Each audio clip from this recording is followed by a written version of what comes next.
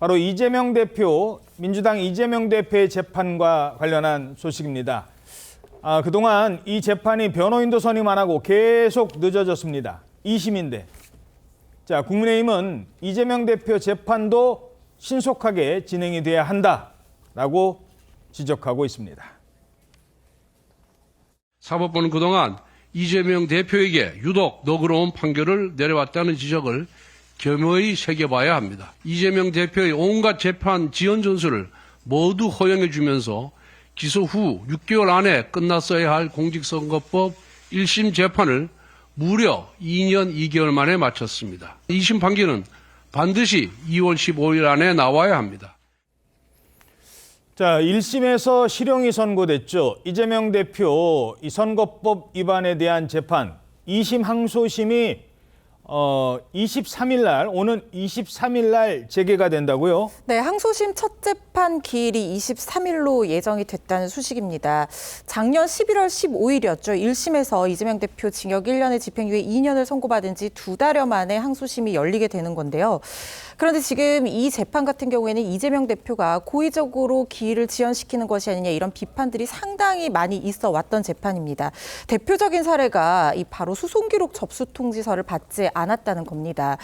이 사건이요, 작년 12월 6일에 재판부가 배당이 됐고 소송기록 접수 통지서를 보냈음에도 불구하고 이사불명 등의 이유로 2차례나 송달이 되지 않았었는데. 이사불명이 뭐예요? 그러니까 이사를 가서 주소지가 어딘지 몰라서 송달이 되지 않는다는 거예요. 그런데 이거는 재판에 임하는 입장에서 이사를 했다라고 하면 주소를 알려야 되는데도 불구하고 이런 의무를 해태한 것으로 볼 수 있습니다. 그렇기 때문에 이재명 대표에 대한 비판이 나왔던 것이죠. 거기다가 아직까지 변호인 선임계조차 내지 않은 상황이어서 재판부가 작년 12월 23일 국선 변호인을 선정을 하고 통지한 상태인데 이것 역시 문제가 될 수 있습니다. 이재명 대표가 만약에 국선 변호인을 선임해서 계속해서 재판을 진행할 계획이라면 모르겠지만 만약에 사선 변호인을 선임할 계획이 있다면 이게 빨리 진행이 돼야 되는 것이 국선 변호인이 선임이 돼서 국선 변호인이 형식적으로 항소 이유서를 내고 나서 사선 변호인을 선임을 하게 되면 국선 선임이 취소가 됩니다. 그럼 사선 변호인은 선임된 지 얼마 되지 않았다. 그래서 소송 기록을 검토할 시간이 필요하다는 이유로 또 한 번 기일을 지연시킬 수 있는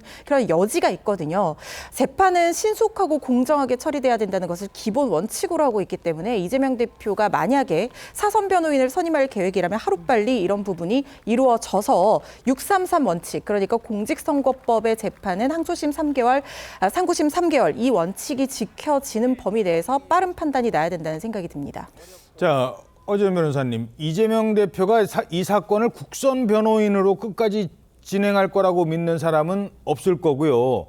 결국 변호인을 또 바꾸고 그러면은 또 시간이 필요하고 그러면서 또 늦어지고 지금 그거에 대한 우려가 커지고 있는 거잖아요. 그렇죠. 보통의 경우에는 자신이 이렇게 재판에 계류가 되었고 항소를 한 상황이라고 하면 빨리 변호인을 선임을 하는 것이 자신에게 유리합니다. 왜냐하면 이 방어 전략이라든가 소송 계획 같은 것들도 변호인과 피고인이 함께 세워야 되는 부분이거든요.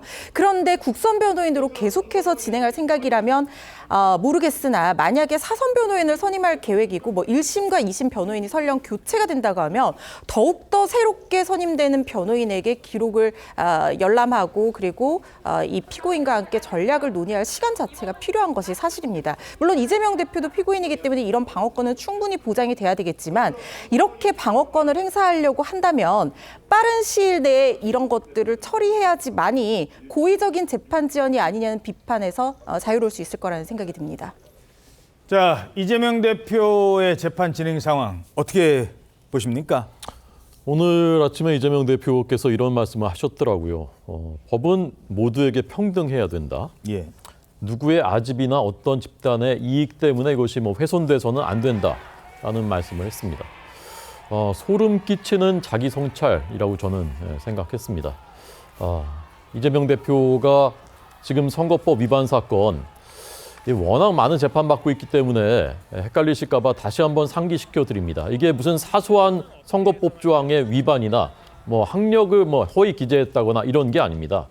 단군 일의 최대 비리라는 대장동 비리, 백현동 개발 비리, 이거 자긴 모른다, 꼬리 자르기 위해서 김문기 씨 나는 몰랐다, 그다음에 국토부 협박받아서 해준 것이다, 이런 중대한 거짓말을 공개적으로 반복적으로 한 것에 대한 그 사건 1심에서는 명백하게 유죄라고 보고 징역형까지 선고가 된 것입니다.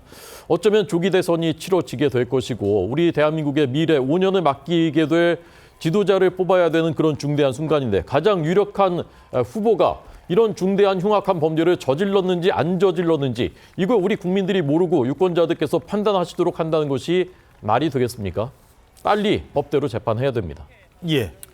그렇죠. 뭐 일단 이 재판에 관련해서는 저는 별도로 국민들이 지켜보고 계신다고 생각합니다. 그러니까 대통령에 대한 탄핵 절차나 뭐 내란 혐의 수사와는 별도로 이재명 대표에 대한 재판, 항소심은 그대로 또 시간이 진행된다라고 생각이 들고 국민들도 별도로 보신다라고 생각이 드는데요.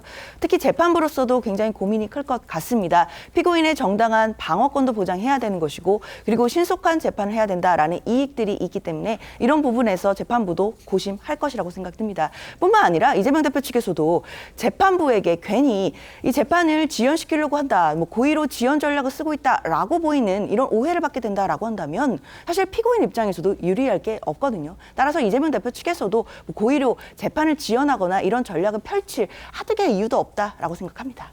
예.